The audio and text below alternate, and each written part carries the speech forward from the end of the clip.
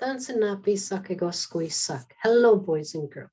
Today I would like to share with you on this Earth Day, Miu Aske Kisagao, that's Happy Earth Day. This book, it is called The Dancing Trees, and it is written by Masiana Kelly, an Inuit author. Excuse me. While I am reading this story, please think in your mind all of the different grandfather teachings. Okay. So either the grandfather teachings, how they were used, or how they were not used.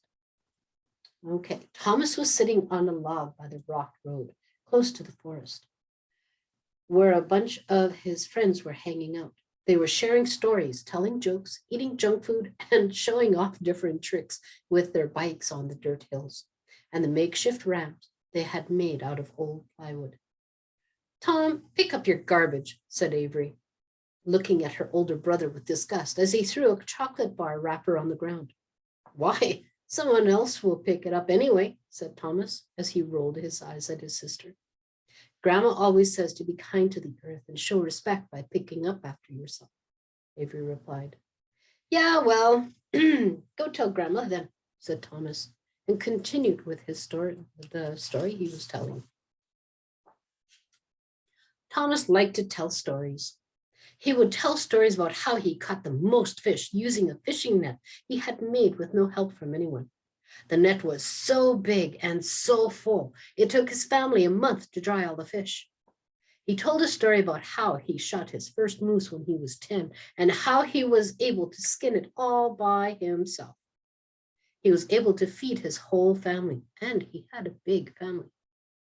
With enough moose left over to fill a freezer with dry meat, Thomas said it took his family 4 years to eat all the dry meat from that one moose. He was beginning to tell a story about how skilled he was on the land, how he could walk into the woods at any time with only a backpack and survive. Finally, Sean, one of his buddies, got tired of hearing his stories. Prove it then, he said.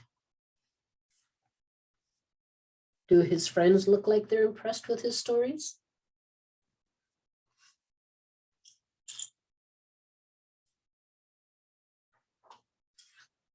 What do you mean, prove it? Said Thomas, surprised. Go into the forest alone for a night with only a backpack and come home without any help, replied Sean. Thomas was caught off guard. No one had ever asked him to prove himself before. He couldn't believe that Sean had just said. But he couldn't back down. In reality, Thomas had never slept in the woods by himself. The only time he went into the woods was during day camp for his cultural language class. He watched his teacher make a lean-to tent and some other stuff that he hadn't paid attention to. He had listened to some stories, but he couldn't remember everything his teacher had said or explained. He was usually talking to someone else at the same time. You guys don't do that, do you? Talk to someone else while someone's teaching you something? Finally, he said, fine, I'll go then, and I'll see you when I get out. His sister's mouth dropped open in shock as his friends exchanged looks of disbelief. Do you think his friends believe that he's going to do it? We'll find out. The next day, Thomas prepared for his trip into the forest. Prepared. He packed his backpack with everything he thought he would need for a night in the woods. Let's see, did he? Granola and chocolate bars, his sleeping bag, an extra set of clothes, his Swiss Army knife, a pack of beef jerky. Didn't he make dry meat? Some string and his cell phone. He went to the back road and followed it into the forest. Leaving town behind, Thomas walked into the trees. Every 20 steps, he tied a piece of string on the tree branch closest to his head so he could easily find his way back, breaking pieces of bark off the trees along the way in boredom. As he walked along, he got hungry, so he began to eat his granola bars, throwing the wrappers on the ground as he continued his journey. That looks like it would be a lovely day at the forest, the trees, a little bit of a breeze. Looks like early fall or late August, early September. Thomas ventured deeper into the forest, leaving the comfort of the town's familiar lights and sounds behind, and heading into the soft rustle of leaves swaying. After traveling for an hour and exploring an area of the forest, he set up camp for the night. He created a lean-to with spruce boughs he found on the ground and branches he snapped off the trees around him. The lean-to was big enough, just big enough, that he could sit up or lie down in his sleeping bag, with his backpack behind him to block the wind. It had a few gaping holes, but it still looked good to him. Feeling proud of himself and laughing at the amazing story this was going to make, he lay down, thinking of his friends and how he couldn't wait to see their faces when he got back. As he fell asleep, Thomas heard the trees around him creaking, almost as if they were whispering a warning. He's looking pretty confident.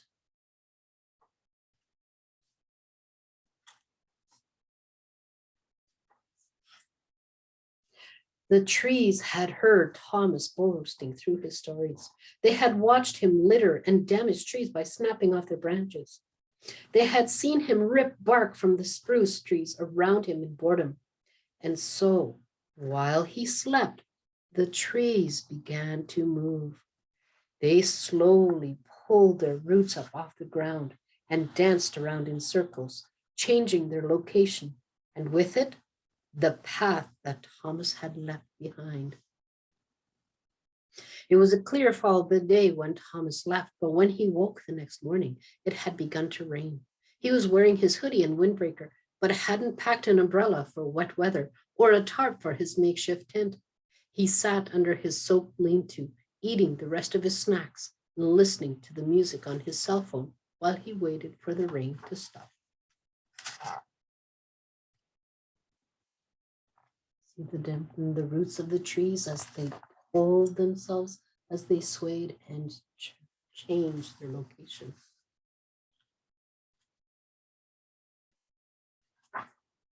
After a few hours, Thomas got tired of waiting, so he packed up and began trying to find his way home.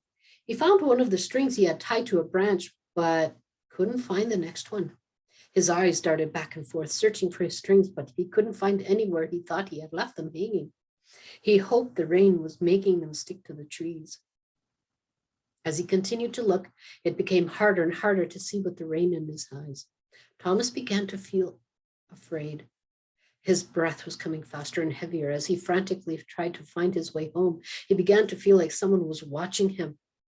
He looked around for a friend trying to prank him, but soon realized that he was alone and lost. Does he look confident to you?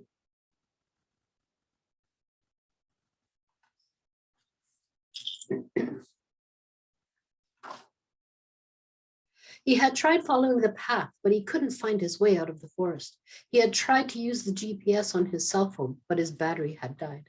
As the sky became darker and the air became cooler, a feeling of dread and hunger sat in his stomach.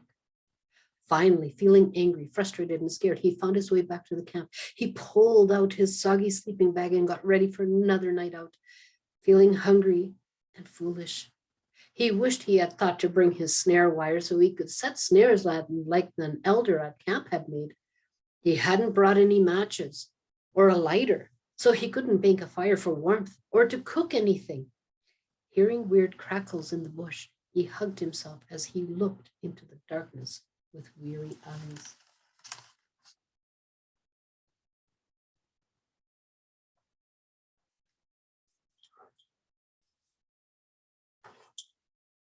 Sitting in his lean-to, Thomas said to himself shakily, "Don't panic. You've got this. Don't panic. You've got this. You've got this." With a hungry energy, he got up and walked around his makeshift camp for what felt like hours, looking for some kind of food. Finally, he found a patch of cranberries and some high bush berries and ate them for his supper. Remembering his grandmother's words, Thomas was careful not to waste any berries and only took as much as he needed. It felt amazing to fill his empty stomach. He also found a bit of spruce gum to chew on and, feeling grateful, said his thanks to the forest for providing for him.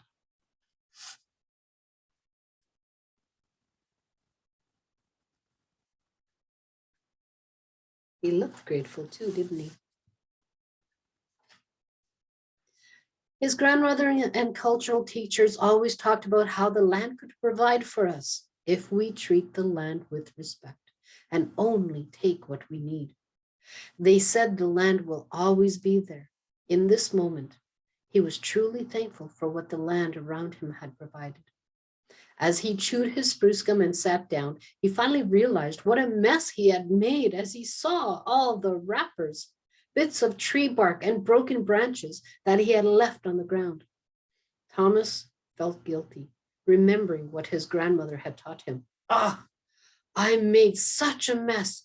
Grandma would be so disappointed in me. I can do better than this, Thomas thought to himself. He picked up his garbage, put the wrappers in his bag, and piled the bark and branches together. You think that's a different attitude this time, instead of what he said to his sister?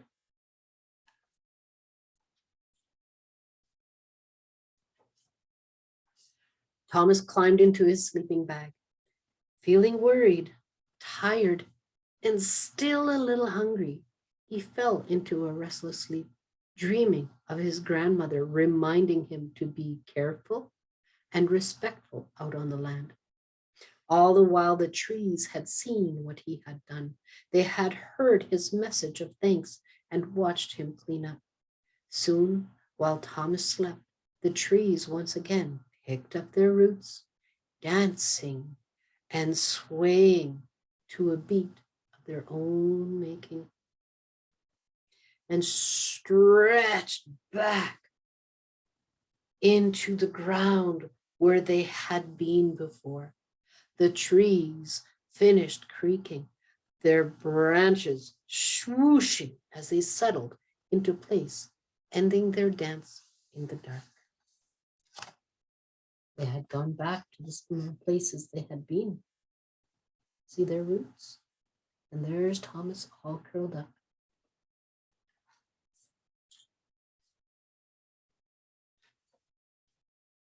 The next day, when Thomas woke up, he packed all his belongings. This time, he cleaned up his makeshift camp.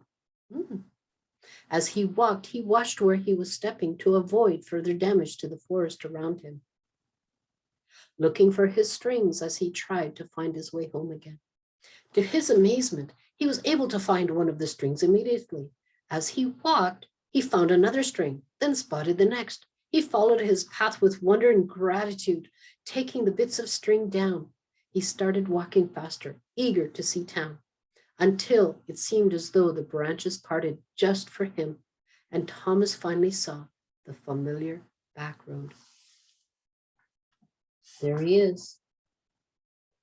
Notice that he's watching where he's stepping, and he's taking the string back that he had tied to the trees.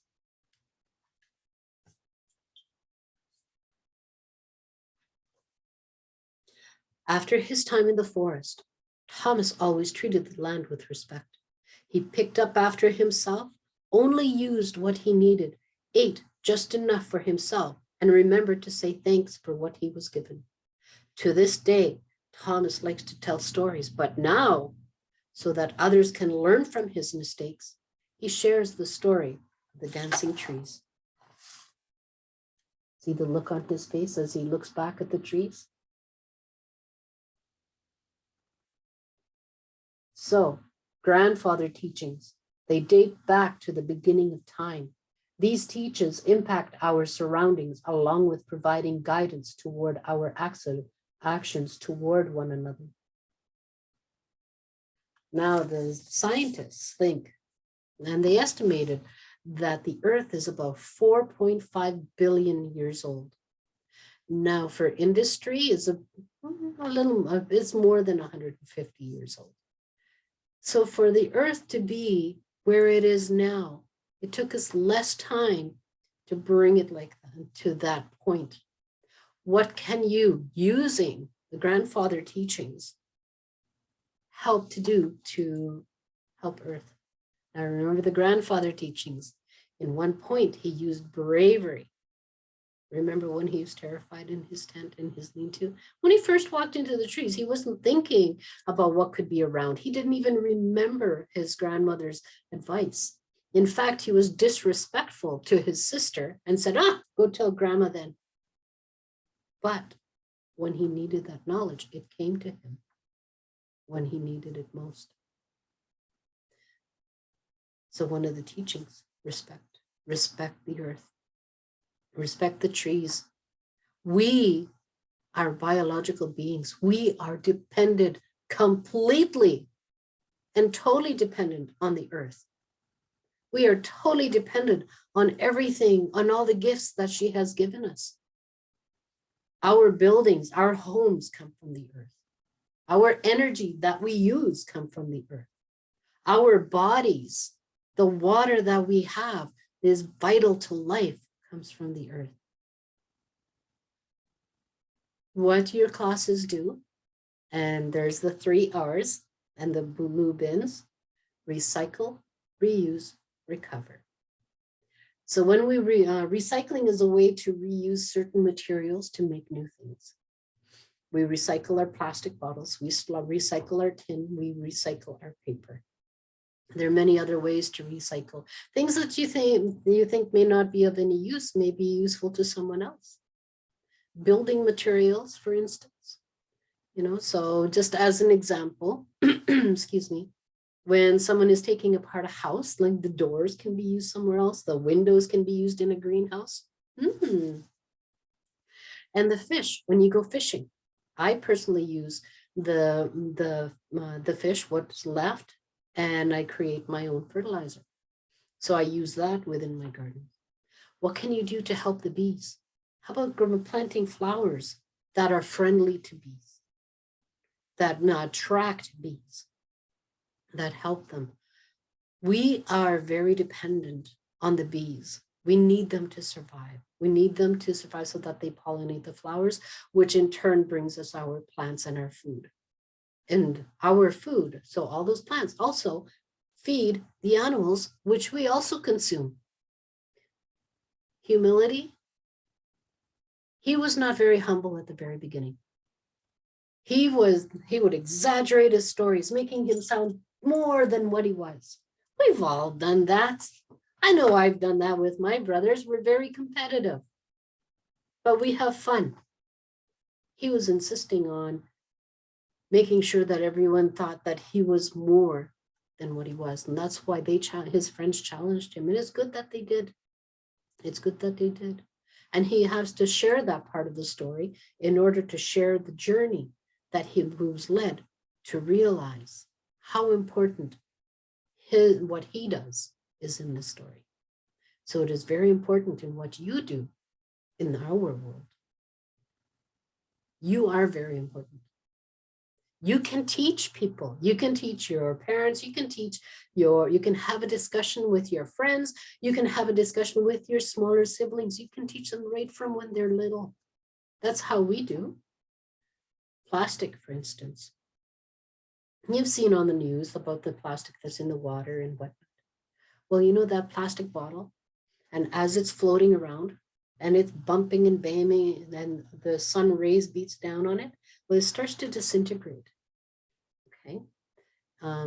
It's not compostable, but it disintegrates and it breaks up into smaller pieces, smaller pieces, smaller pieces. So it's this piece, then it's 2 pieces, then it's 4 pieces, then those pieces get smaller, those pieces get smaller until they are as small as the tip of your pen. The tip of your pen, floating around, sometimes deeper, sometimes a little bit higher in the water. So if a fish is swimming around and he's got some fruit, he's going to eat, and those bits and pieces of plastic are mixed in it, or about, he's going to eat all. Well, it doesn't leave his body. It stays inside. And eventually it'd be so much, it kills the fish. That's not natural to fish. What about helium balloons? Who likes helium balloons? I know I do. They are great for celebrations, etc. When you let go of that balloon, are you littering? Yes, you are. The second you let go of that balloon, you are littering. You're also endangering the earth. You're endangering animals. You're endangering birds. You're endangering fish. As it floats up and the air inside expands, eventually the balloon bursts. So you don't know where it's going to land. You can't control that. It could land in a farmer's field where a cow is eating, and then it'll ingest it and then get trapped inside its intestines and harm it. It can be in the ocean. It can be in the lake. It can be where you go fishing. And what about the string? And it gets tangled in the birds and damages and harms them. They feel pain. They do. They feel pain like we do. What you can do, enjoy that balloon, but when you're done with it, get rid of it properly. Snip those strings so they're really, really, really small. Recycle. Reuse those strings in something else. If they're a ribbon, reuse them in some other way. Reuse. Now the grandfather teachings. There's courage, honesty. Honesty is very important. You have to be honest with yourself. You know when you are doing something well, and you know when others are not doing something well. And sometimes it takes courage to be able to let someone know, or even yourself know, to let other people know that maybe what they're doing is not the greatest thing. But, excuse me, instead of attacking people, attacking is a strong word, instead of being confrontational, when you see someone doing something well, they might not even realize it. Instead of throwing garbage on the ground, putting it into a garbage bin, say thank you. Thank you so much. Just like I want to thank you. I thank you for using the recycle bin. I thank you for making sure your garbage goes into the place where it belongs.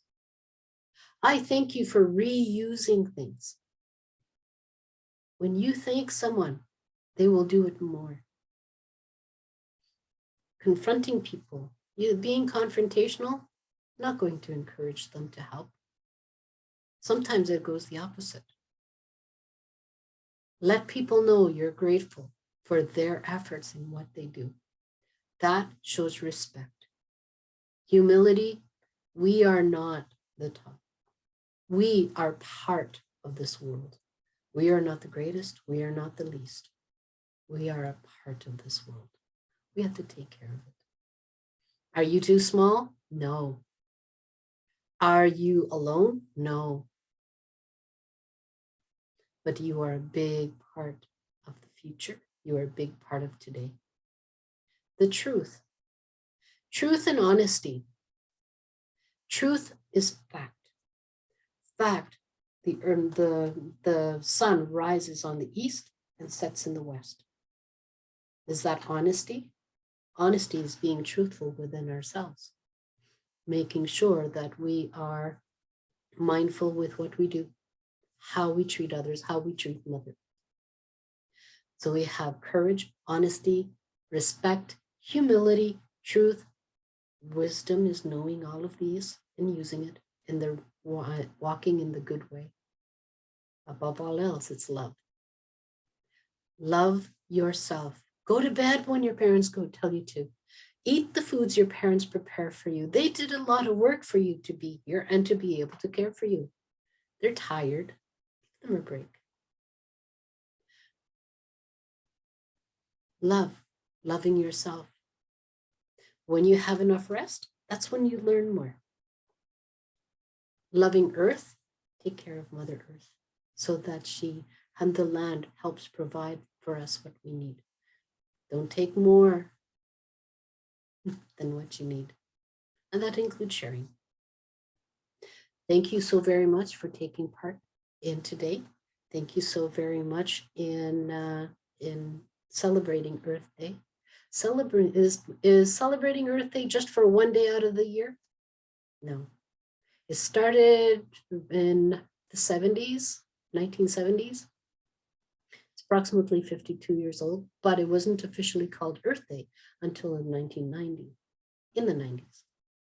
So let Earth Day be every day. Be mindful with everything that you do. Use the grandfather teachings to guide you. And I thank you very much. Thank you for being a part of this. Hi, hi. Sumaga.